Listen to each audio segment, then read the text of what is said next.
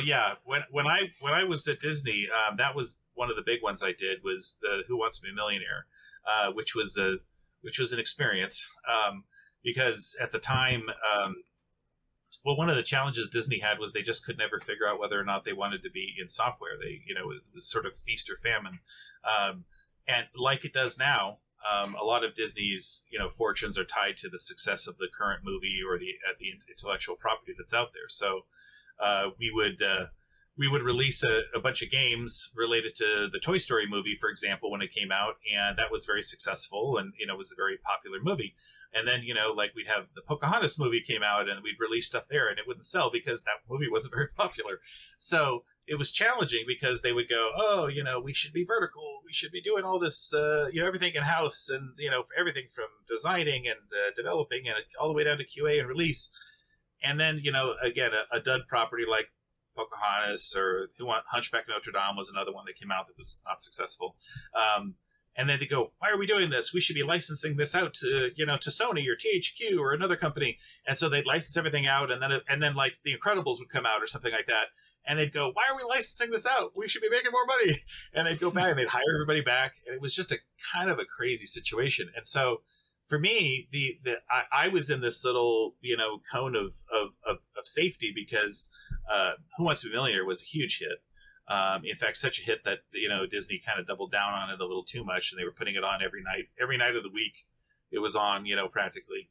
And so we put the game out at the time, and it was fun. At first I worked with the folks that I think nowadays they're called Jackbox, but those days they were called Jellyvision. We worked with them, and eventually we sort of parted ways, and so I had to do all the creative work as well as the production. So it was quite an experience writing jokes for Regis Philbin, who at the time was the host of the show, and he was the biggest star of Disney.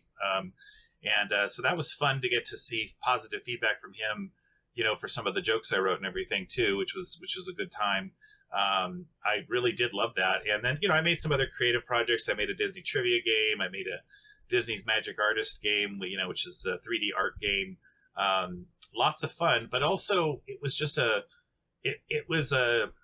I love that company very much. I grew up here in LA, and where I lived here in the San Gabriel Valley. I still live in this, relatively same place, south of Pasadena. If you've ever heard of the Rose Parade, what they have on January 1st, I live just south of there, and our house backed up to the house of one of Disney's original animators. Is a guy named Ward Kimball. Ward was most famous for creating Jiminy Cricket from the Pinocchio movie, but he also did, a lot of the characters. And Ward was like the troublemaker of the Disney of those. Disney called them the 9 old men, but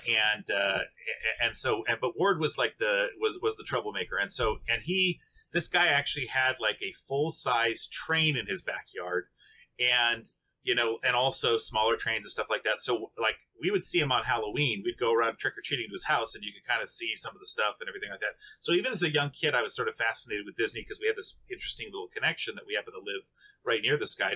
We didn't live it was a very, modest house, but his place was not so modest. It was just up, but it was on the other side of the wall. So I think I always had that connection. And so joining the company made sense to me. I loved what the company did. I loved the concept of quality. Disney is very much about quality entertainment, spending the money. I mean, Walt Disney himself was, he went into hock, he spent all his money trying to make stuff good, and thought that was how you get people to come to your movies, to come to your theme park, is you spend a lot of money and you make it really, really good. And I just love that idea. To me, that's it. Quality matters, time put into things matter. And I loved learning that as part of that company because I feel like it affected everything else I've done in my life. I've always focused on saying I want to make things high quality. I believe that's the right way to entice people in, rather than, doing things cheaply, on the cheap, quickly. I appreciate the fact that the first 7 years of my kind of professional life was there, because I think it helped me develop that kind of thing. And also just marketing, a focus on marketing.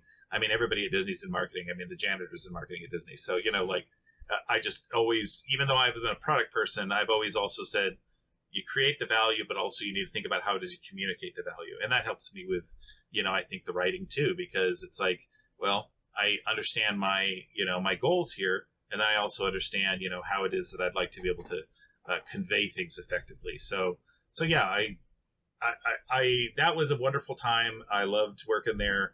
I loved, we were embedded with the Imagineers. So, with the folks that make the theme parks is what the Imagineers are. And so, because we were high tech, and I got to work with a lot of them there, and that was a magical experience. I do like theme parks. One of my magnum opus board game, which is not out yet, is a theme park management game, and it all came from the fact that I had worked at Disney. And one of the most interesting weeks of my life actually was Disney used to, I don't know if they have it anymore, but they used to have a class, internal class called the Disney Way, that gave you an opportunity to kind of get a survey of the company. And you got a week off from work, but it wasn't really a week off, because you were going into classes and you were learning about the company as a whole.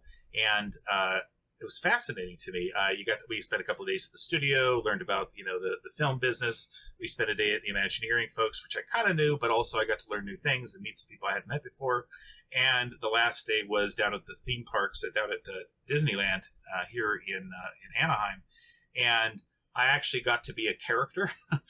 So I got to dress up in one of the costumes, and also just learn a lot about theme park management. And I think that inspired me to want to create a game about the subject, which I didn't create until years later. But just that thought about, what are the interesting aspects of how it is that you drive crowds in different ways? How do you motivate people to stay in the lines by building a show in there?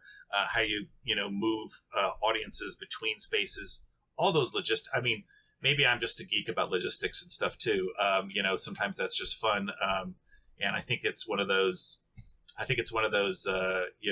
Things that just inspires me too. A lot of times is to think about, the construction of a space like the theme parks, where there's forced perspective, where you're trying to take people out of their world and into a place where Walt's vision was you go there and it's carefree. You stop thinking about all the pressures of the world and you just spend time with your family and your friends and you enjoy yourself and you don't have the encroachment of the real world in there. And I think that's just a really interesting, powerful experience, and that they build, and they still do, I think, a beautiful job of doing, well, most of the time. And I love that's still something that I think inspires me. It's been 20 some odd years since I worked there, but I still feel it in every project that I do. So.